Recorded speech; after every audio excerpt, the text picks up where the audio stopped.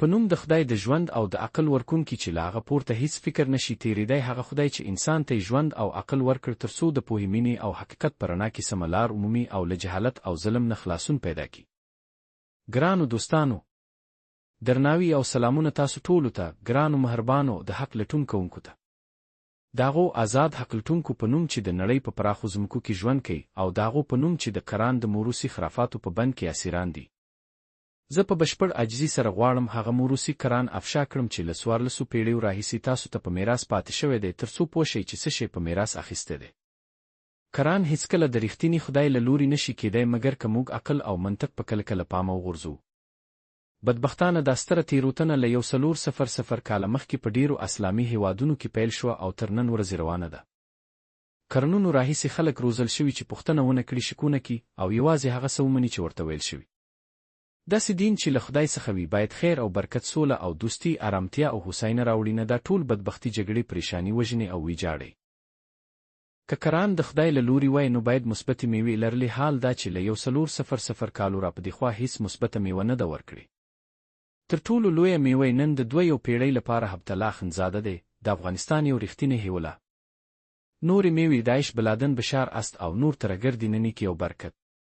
تاسو مسلمانان له داسې کتابه سیب غواړئ. حال دا چې دا د خار ونې په څیر دی چې له 1400 کالو را پدې خوا پرته له خار بل څه نه ورکوي. آیا دا غوښتنه عقلي ده؟ هیڅکله نه.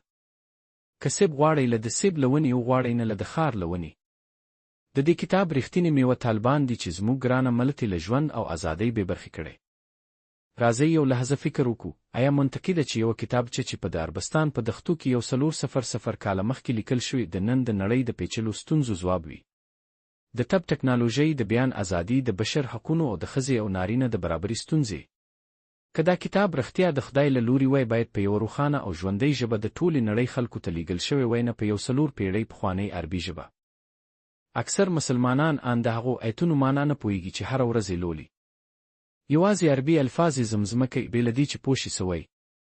که دا کتاب په خپله ژبه ولولئ، په دري، پښتو یا فارسي، نو تازه پوهیږئ چې څه پکې لیکل شوي دي. هلته به وینئ چې ډېرې ایتونه د عقل، علم او حتی د انسان اخلاقو سره په ټکر کې دي. 1400 کاله کېږي چې دا کتاب د خلکو پر سر ستره فریب اچولی دی. نسل په نسل دا دوکه انتقال شوی او پایله یې داسې خلک دي چې په تیاره کې ژوند کوي، په فکر، جګړه او وروسته پاتې کېدو کې. افغانستان یې ښکاره بیلګه ده، هغه وطن چې د همدې افکارو په اور کې سوځول شوی. ګټه یې چا ته رسیږي؟ یوازې مستبد واکمنانو ته، ملایانو ته او هغو کسانو ته چې غواړي خلک تل جاهلان پاتې شي. د همدې قرآن په تفسیر یې له تاسو ازادي واخیسته. نجونو ته یې ویل حق د زده کړې نه لرئ، زامنو ته یې ویل وجنګېږئ او وژنئ، او هر مخالف ته یې ویل مرتد دی، کافر دی، او د وینو تویول یې روا کړل. په اوږدو تاریخ کې د همدې کتاب کورکورانه تفسیرونو زموږ په څیر هیوادونه په پایله لرونکو جګړو، فکر او تبعیض کې ښکېل کړل. طالبان د نجونو د زده کړې مخه ونیوله، ځکه ویل یې قرآن داسې ویلي. په ایران کې زرګونه بېګناه خلک د همدې په نامه اعدام شول. داعش ښارونه وسوځول ځکه فکر یې کاوه جنګ ته ځي. حماس د قرآن په نوم خلک وژني. ټول د یوه سرچینه لري، قرآن چې بې له پوښتنې منل شوی دی. راځئ رښتیني واوسو. هیڅ کتاب چې دومره وینه، تبعیض او وروسته پاتېتوب راوړي د یو مهربان خدای له لوري نشي کېدی. خدای چې عقل راکړی غواړي چې هغه وکاروو، نه دا چې کورکورانه د 4 پیړۍ پخواني متن تعقیب کړو. نن ورځ دا قرآن چې په میراث پاتې شوی زنځیر دی چې موږ د تیاره تیر وخت سره تړلی. وخت راغلی چې دا زنځیر ماتو کړو. کله چې په خپله ژبه یې ولولئ به ووینئ چې نه یوازې الهي نه دی بلکې زموږ د خوښۍ یو ستر خنډ دی. د دې اور نسلونه وسوځول، د هغو نارینه او ښځونه چې په بېپایانه جګړو کې وژل شول، تر هغو ماشومانو پورې چې په کابل، هرات او کندهار کې بې سرپرسته ګرځي. او دا ټول بدبختۍ د قرآن د میراث پایله ده. الله چې ځان یې په قرآن کې ټینګ نیولی داسې ښودل شوی لکه چې له لوېدو ویریږي. حال دا چې ان له جاذبې خبر هم نه و. که رښتیا د نه لوېدو لارې لټوئ، دا کتاب په خپله ژبه ولولئ او په عقل فکر وکړئ. خپل ځان څخه وپوښتئ، آیا دا لاره دوام ورکولو ارزښت لري؟ که وخت راغلی چې ودرېږئ، فکر وکړئ او نوې لاره جوړه کړئ. هر کله چې په رښتیني سترګو شاوخوا وګورئ، وبه وینئ چې دا کتاب د قرنونو په اوږدو کې د حکمرانانو وسیله وه تر څو خلک په جهالت کې وساتي. هر څوک چې پوښتنه وکړي ورته وایي شک کول حرام دی، او هر څوک چې اعتراض وکړي په دوزخ یې ګواښي. دغه کتاب ښځو ته وایي نیم عرس واخلئ، کافرانو ته وایي ایمان راوړئ یا وژل شئ. او مومنانو ته واده کوي که وژنئ او وژل شئ نو د هورو جنت ته ځئ. همدا واده نن د افغانستان، پاکستان، سوریې او افریقا ځوانان په انساني بمونو بدل کړي. طالبان د همدې په نوم مکتبونه بندوي، داعش د همدې په نوم خلک وژني او د ایران رژیم د همدې په نوم زندانونه ډکوي. خپل ځان ته وایي که دا کتاب رښتیا د عادل او دانا خدای له لوري وای، ولې دومره رنځ او جنایت ترې راوتلی؟ ولې هیڅوک د همدې په حواله خلکو ته د ازادي، برابري او مینې بلنه نه ورکوي؟ ولې ټولې ګټې یوازې د جګړې او د مخالف د خولې تړلو لپاره دي؟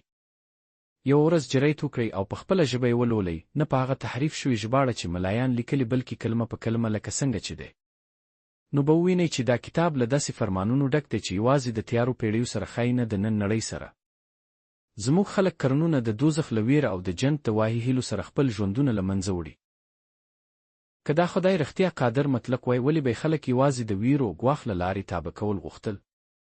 که دا قرآن موروثي ستاسو له خدای څخه وای، نو دا ټول فکر او بدبختي به نه و. لږ فکر وکړئ. کله چې په خپله ژبه یې ولولئ، حتمان به ووایئ چې لیکوال یو لیونی و. خو ځکه چې ستاسو په خپله ژبه نه دی او نه پوهیږئ، نو ګمان کوئ چې له خدایه دی. هو، رښتیا تعریف دی، خو رښتیا همدا دی چې ازادي درکوي. نن ورځ وخت دی چې د بېمانه عربي ایتونو پر ځای یو ځل د تل لپاره سترګې پرانیزئ، فکر وکړئ او خپله لاره انتخاب کړئ، نه هغه لاره چې 14 پیړۍ وړاندې په دښته کې د وینې او جهالت پر بنسټ لیکل شوې وه. که غواړئ د هغه دین په اړه نور پوه شئ چې په میراث درته پاتې شوی، دا متن شریک کړئ او موږ تعقیب کړئ.